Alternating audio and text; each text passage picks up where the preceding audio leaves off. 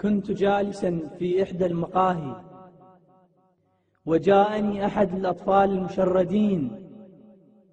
لم أكن أعلم هل كان منكسا رأسه خجلا أم ناظرا إلى حذائي، وقال لي بسعر خبزة تقنع الأيتام، خل أصبغ حذائك أهل جوعانين. هاك فلوس، قلت له ولا تتعب الحال.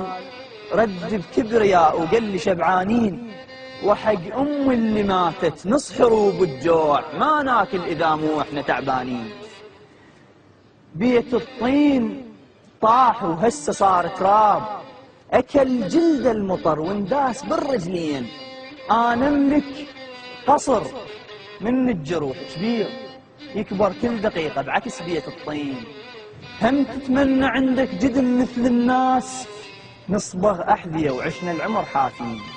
حتى المو شريف يصد لي باستحقار، كان هو الشريف وإحنا مو زينين. وإذا مر عيد خدي تبوسه بس لدموع، واحس نفسي غريب ببين المعيدين.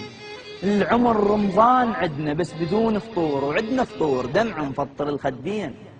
بمدن الألعاب نصبغ من يجينا العيد، على الدولاب عين وعين على الرجلين. جهال الناس صعدوا فوق خد الغين، وردت وي خوتي نصعد ما حصل بالدين. أقنعهم وقلهم إحنا صرنا كبار، وحتى كبار صعدوا أدرى غمض العين.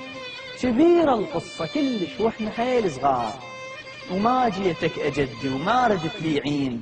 بس ما قلت لك تدري شو وقت نرتاح؟ مني قدر الله وما نظل عدلين، مني قدر الله وما نظل عدلين.